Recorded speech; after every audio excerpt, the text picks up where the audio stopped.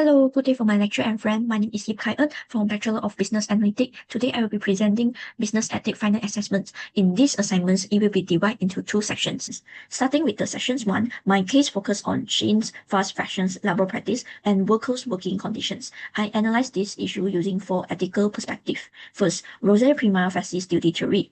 Rose argued that we have several moral duty, and when they conflict, we need to decide which duty is more important in that situations. In Shein's case, beneficials and fraternities can support the business because affordable clothing benefit consumer, the industry created job, and the company also have commitments to producing and delivery.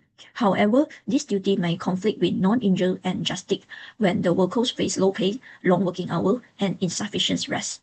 So in this case, I believe non-injuries and justice carry more weight because business commitments should not be achieved by seriously harming workers. Next, I apply 10 seconds formulations, which says people should be respected as individuals and not treat marriage as means.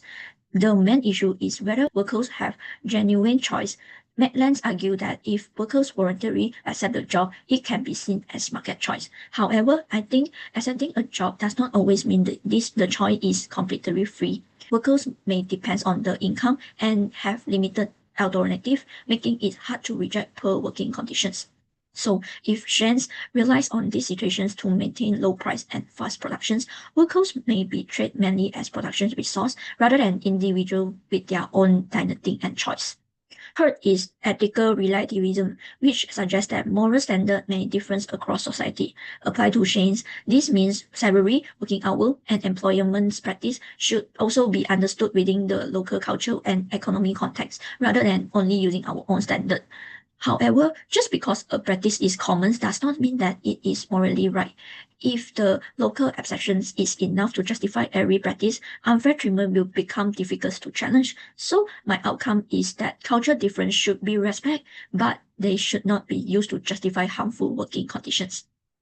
Finally, in my own positions, I have applied right theory. I believe workers choose to accept a job does not remove Shein's responsibility. Workers have negative rights such as freedom from coercions and positive rights such as safe working conditions and a living salary.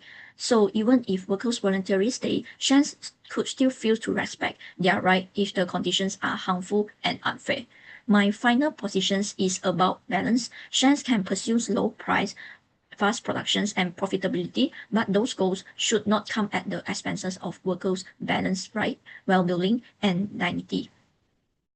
So moving to the sections 2, the case is about a palm oil mill spill at Sungai Sepetang, which caused the river pollution and affected around 100 fishermen who depend on the river for income.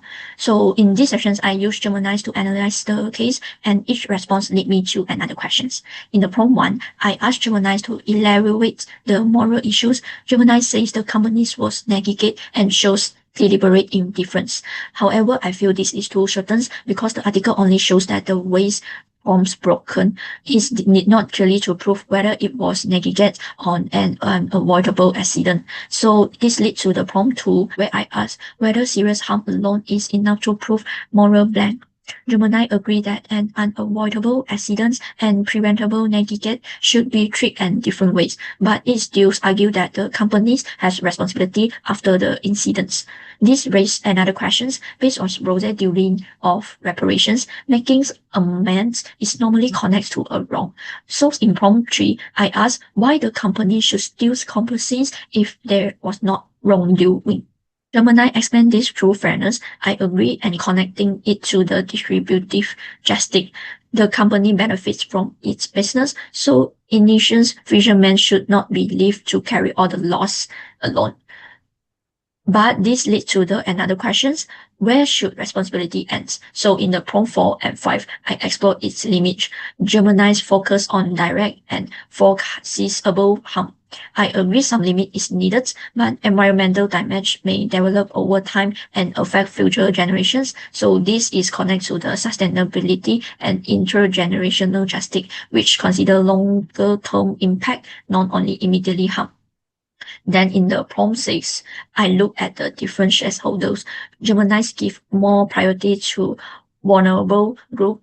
I agree they deserve more attention, but I feel its pharisee was too strict. Using the shareholder theory, I think other affecting groups should also be considered. For example, meal workers also depends on the company for their income.